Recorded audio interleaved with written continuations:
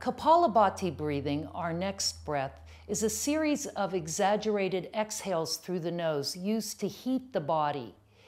Heating techniques in breathing in yoga are called kriyas, and they're generally used to purify the body and clear it of any toxins.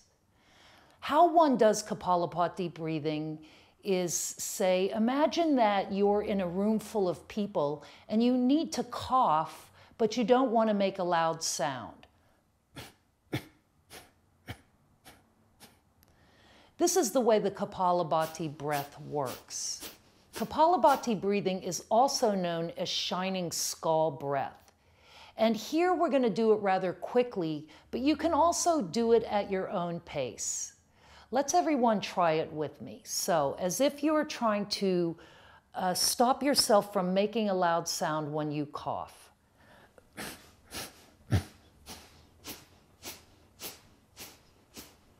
You don't have to worry about the inhales with Kapalabhati. Just focus on the quick, sharp exhales, and the inhales will take care of themselves. So once again, we take a strong seat. Sit tall with the sit bones firmly planted, lengthen up through the spine and the head, crown of the head toward the ceiling, shoulders relaxed. Exhale the air, inhale, and begin.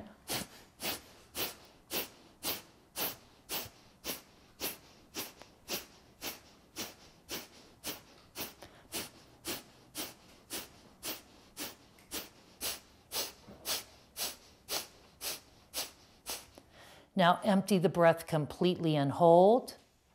Close the airway by swallowing a little bit, dropping the tongue back. You drop the chin and hold here. Hold the breath as long as possible. Then return to a full inhale as you lift your head. Our last breathing technique, or pranayama, is Satali breath, and it's called cooling breath because it's used to cool the body. It literally cools the whole body, including the nervous system and the digestive system. It's one of the few pranayamas where you take your inhales through the mouth, exhales through the nose. And it's done by rolling the tongue up into a tube. Now, I must warn you that in order to roll your tongue this way, you must be genetically predisposed to do it. That is, it's got to be planted in your DNA. Some people can roll the tongue and create a tube, others cannot. And in that case, you're just going to slide the tongue between the lips lightly.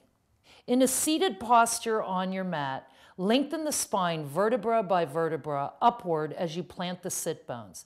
The neck is long, chin is slightly tucked, the crown of the head moves toward the ceiling. Shoulders are relaxed and wide.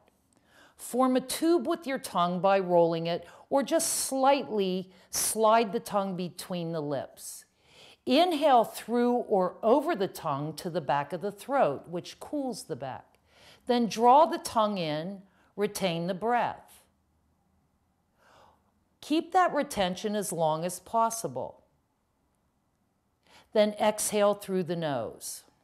Once again, in this technique, if you have high blood pressure, you do not want to retain the breath, or at least not hold it for very long. When you're holding the breath, if this is uncomfortable and you feel pressure in the sinuses, swallow slightly so the tongue can drop back to close the airway, and it will relieve any pressure arising in the sinuses. This has been our pranayama practice. Thanks for breathing with us.